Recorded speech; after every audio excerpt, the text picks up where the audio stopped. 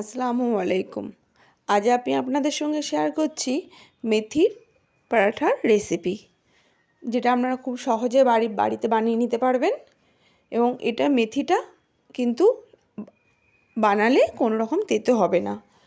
আমি এই সময় বাজারে খুব ভালো মেথি পাওয়া যায়। এটা দিয়ে আপনারা বাড়িতে এইভাবে রুটি পরাঠা কিছু বানাতে পারেন, যেটা বাচ্চাদের টিফিন হোক বা বড়দের লাঞ্চের জন্যে খুব একটা হেলদি অপশন। আমি দেখুন বাজার থেকে মেথি নিয়ে এসে খুব ভালো করে পরিষ্কার করে মেথিটা বেছে নিয়ে ওটা ভালো করে জলের মধ্যে দিয়ে অনেকবার করে ধুয়ে নিয়েছি। ধুয়ে নিয়ে আমি এটা খুব ছোট ছোট করে কেটে নেব।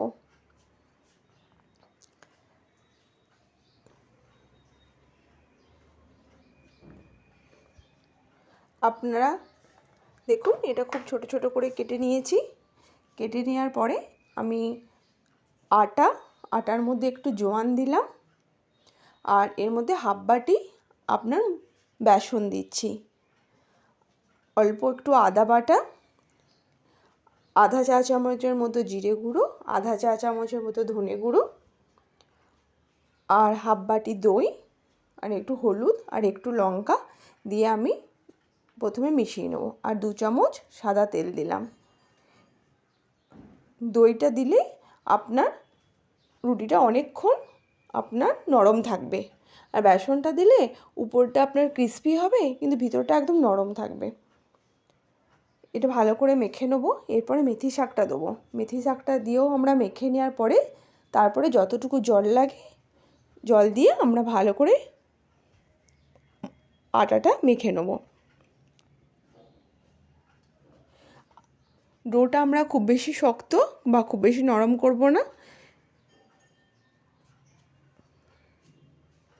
মেখে নেওয়ার পরে আমরা ডোটাকে কিছুক্ষণ রেস্টে রেখে দেবো।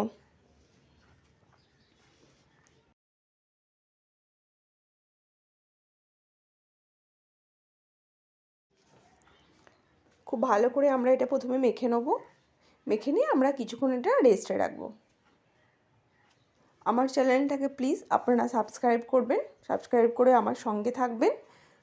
আমি আপনাদেরকে খুব হেলদি এবং ভালো ভালো রেসিপি শেয়ার করব।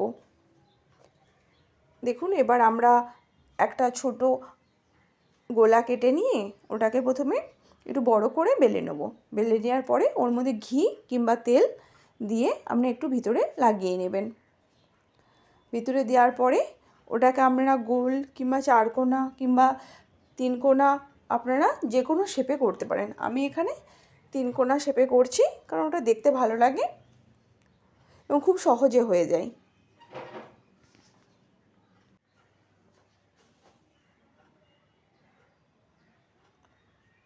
দেখুন এবারে আমি এটাকে আরেকবার ভালো করে বেলে নিয়ে তারপরে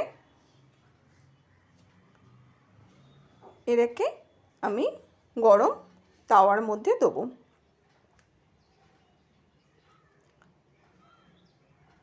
তাওয়াটা প্রথমে আমি গরম করে নিয়েছিলাম, দিয়ে প্রথমে আমরা এটা ভালো করে সেঁকে নেব। কোনো রকম তেল বা ঘি দেওয়ার দরকার নেই। প্রথমে আপনারা ভালো করে এরকম করে সমস্ত দিক ভালো করে সেঁকে নিয়ে দেখুন এটা হালকা হালকা ফুলে যাচ্ছে।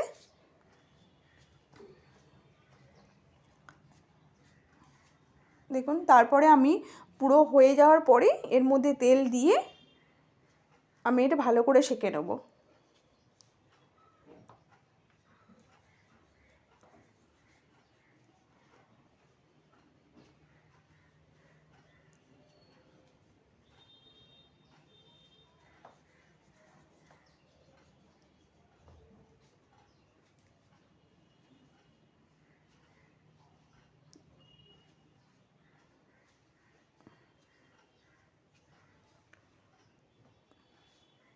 দেখুন আমি সব পরোটাগুলো খুব ভালো করে তেল দিয়ে সেঁকে নিলাম। একটু লাল লাল করে সেঁকে নেবেন, দেখবেন উপরের দিকটা খুব খাস্তা আর ভিতরটা একদম নরম হবে। দেখতে পাচ্ছেন আপনাদেরকে একটা আমি দেখাচ্ছি। দেখুন একদম সমানভাবে আমি এটা দইয়ের সঙ্গে সার্ভ করেছি। আপনারা অন্য কোনো জিনিসের সঙ্গেও সার্ভ করতে পারেন। আর এটা অনেকক্ষণ পর্যন্ত আপনার নরম থাকে। অবশ্যই আপনারা বাড়িতে ট্রাই করবেন। আল্লাহ হাফিজ।